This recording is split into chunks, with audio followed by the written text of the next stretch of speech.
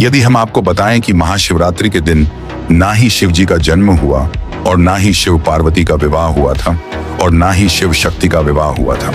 अब देखिए और सुनिए ध्यान से, शिवरात्रि हम मनाते हैं फाल्गुन महीने में, परंतु जब हमने शिव पुराण में दोनों शिव विवाह के प्रसंग पढ़े तो पता चला उसमें से एक भी फाल्गुन महीने में नहीं होता। तो शिव पुराण के रुद्र संहिता के सती खंड में 18, 19, 20 श्लोक में हमको पढ़ने को मिलता है कि सती माता का शिव जी के साथ का विवाह का प्रसंग, और उसमें बताया गया है कि उनका विवाह चैत्र मास के शुक्ल पक्ष की त्रयोदशी को हुआ था।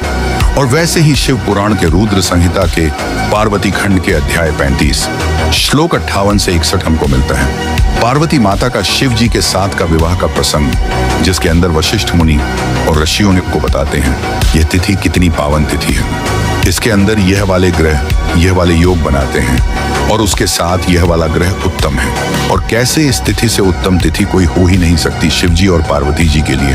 परंतु वह तिथि भी फाल्गुन महीने में नहीं बल्कि मार्गशीर्ष माह के सोमवार को शुक्ल पक्ष की त्रयोदशी तिथि को आती है। तो यदि अब कल्प वेद की भी बात करें, देवी पुराण के 25वें स्वर्ग के 8वीं और 90 श्लोक में भी इसके बारे में बताया गया है कि जब ऋषि मुनियों ने मुहूर्त देखा शिव जी और पार्वती माता के विवाह के लिए तो उनको उत्तम मुहूर्त मिला वैशाख माह की शुक्ल पक्ष पंचमी तिथि को, और इसके उपरांत और शास्त्रों में भी शिव विवाह के बारे में बताया गया है, परंतु कहीं पर भी वह तिथि महाशिवरात्रि के ऊपर नहीं बनती।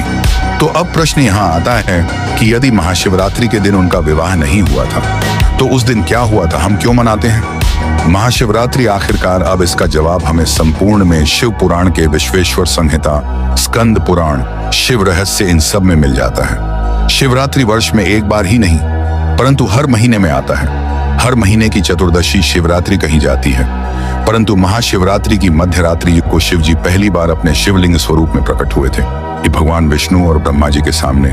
इसलिए हम फाल्गुन मास के कृष्ण पक्ष की चतुर्दशी तिथि को महाशिवरात्रि मनाते हैं। शिव पुराण की विद्येश्वर संहिता के अनुसार महाशिवरात्रि ही वह रात है जब भगवान शिव पहली बार लिंग प्रतीक के रूप में प्रकट हुए थे। एक बार ब्रह्मा जी और विष्णु जी के बीच इस बात को लेकर विवाद हो गया कि दोनों में से श्रेष्ठ कौन है। उनके अहंकार को दूर करने के लिए भगवान शिव एक विशाल अग्नि स्तंभ ज्योतिर्लिंग के रूप में उनके बीच प्रकट हुए। इस स्तंभ का न कोई आदि शुरुआत था और न कोई अंत। ब्रह्मा जी हंस बनकर इसका ऊपरी छोर खोजने गए और विष्णु जी वराह रूप में पाताल की ओर गए, लेकिन दोनों ही इसका अंत नहीं पा सके।